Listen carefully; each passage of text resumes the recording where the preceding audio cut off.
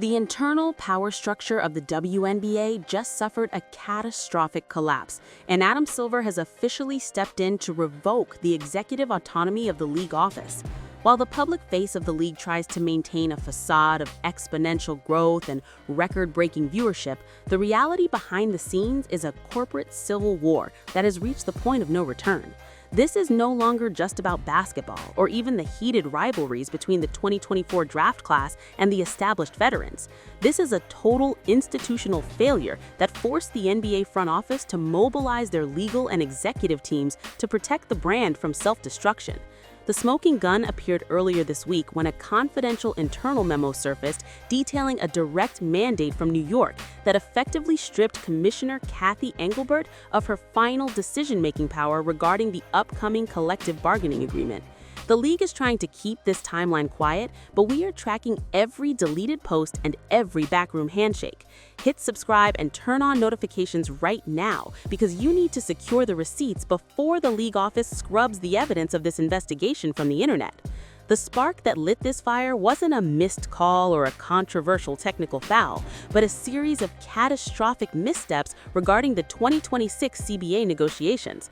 As of mid-January, the league has entered a state of total paralysis. The moratorium on league business announced on January 13, 2026 was the official admission of failure. Free agency is frozen. The expansion draft for the new teams in Toronto and Portland is in limbo.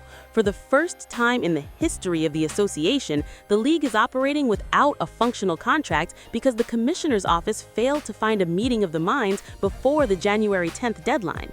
When the veteran core led by icons like Diana Taurasi and Brittany Griner began openly questioning the league's distribution of wealth in relation to the new media rights deal, the tension became a full-scale revolt.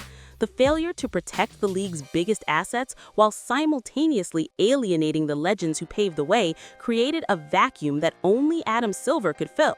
To understand why this corporate execution happened, we have to look back at the history of these players and the institutional neglects they faced since their college days. For years, the NCAA narrative was built on the rivalry between Caitlin Clark's Iowa squad and Angel Reese's LSU Tigers. The media played both sides for clicks, but the league office never figured out how to translate that collegiate energy into a sustainable professional ecosystem without causing massive internal friction. We saw the first signs of the executive collapse during the 2024 draft night when several high-ranking officials were caught on hot mics expressing frustration that the focus was too heavy on the rookies. This wasn't just healthy competition, it was the beginning of a systemic resentment that the commissioner's office allowed to fester for 2 years. This resentment morphed into the physical targeting we've seen on the court, where hard fouls are treated like messages sent from the locker room rather than basketball plays. By the time the 2026 season hit this impasse, the locker room divides had turned into a full-scale labor crisis. On her podcast, Unapologetically, Angel, the superstar forward admitted that the players no longer felt the league office had their best interests at heart, especially when it came to security and private travel.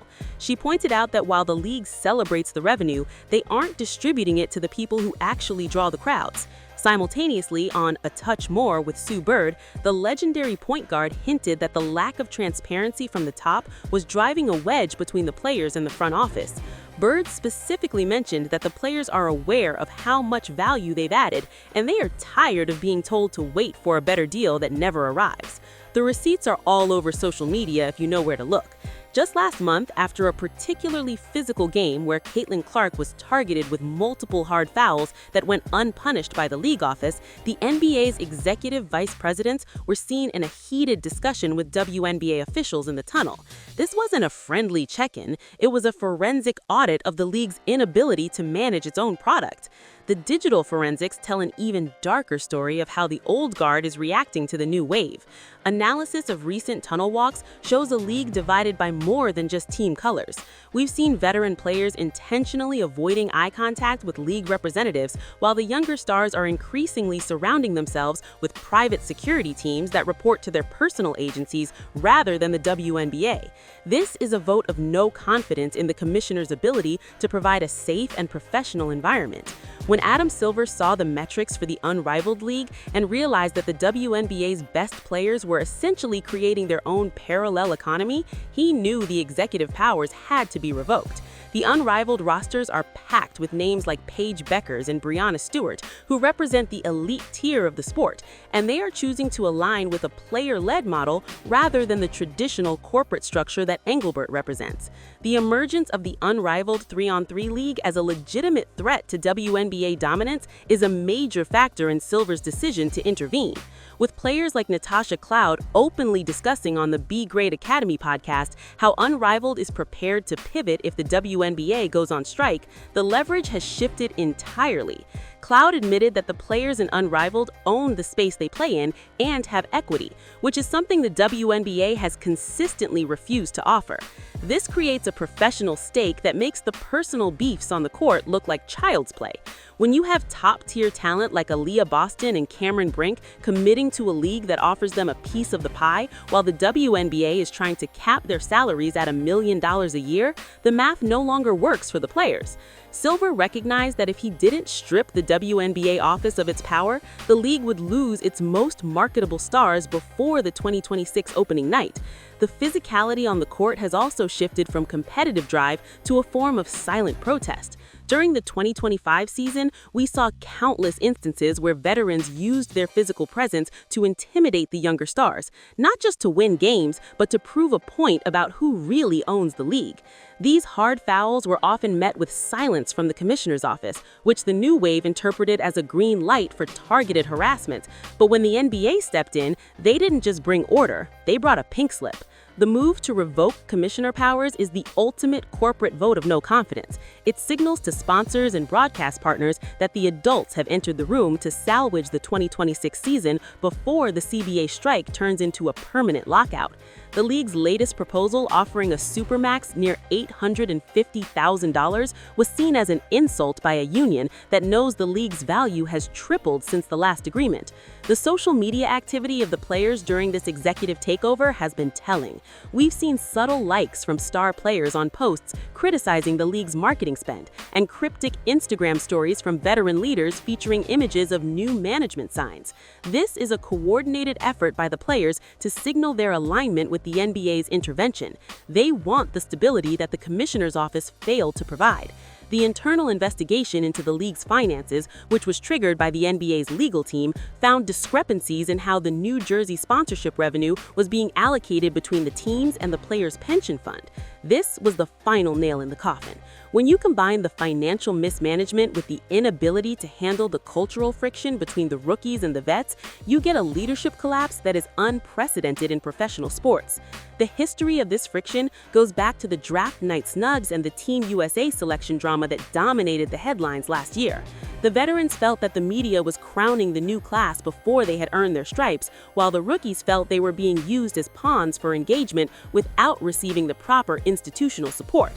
Adam Silver's intervention is a calculated move to protect the 42% stake that the NBA holds in the WNBA. He cannot afford for the biggest growth engine in basketball to stall because of administrative incompetence. By taking over the CBA negotiations, Silver is effectively telling the players that the NBA is now the one they have to deal with. This has already led to a shift in tone from the players' union. We're seeing more optimistic statements regarding a potential deal because the players know that Silver has the authority to make the big financial commitments that Engelbert could not. However, this doesn't solve the locker room issues. The resentment between the old guard and the new wave is still very real, and no corporate restructuring can fix a broken culture overnight. The 2026 season is currently on a knife's edge. If the NBA can't finalize a deal during this moratorium, the players are authorized to strike, and the unrivaled league is waiting in the wings to take center stage. We're looking at a situation where the WNBA could be completely hollowed out if the top 20 players decide to sit out the season and focus on their own leagues. The executive order to revoke commissioner powers was a desperate attempt to prevent this exodus. We've seen the receipts from the internal meetings, and the mood is somber. The WNBA office in New York is essentially a ghost town, as most of the major decisions are now being run through the NBA's headquarters at 65th Street. As we look toward the remainder of the 2026 season, the prediction is clear. We're going to see a total restructuring of the WNBA leadership. Expect a resignation to be announced within the next month, followed by a hand-picked successor from Adam Silver's inner circle. The era of the WNBA operating as a semi-independent entity is over. The league is being folded back into the strict corporate discipline of the NBA to ensure the revenue from the Clark and Reese era isn't squandered by administrative incompetence.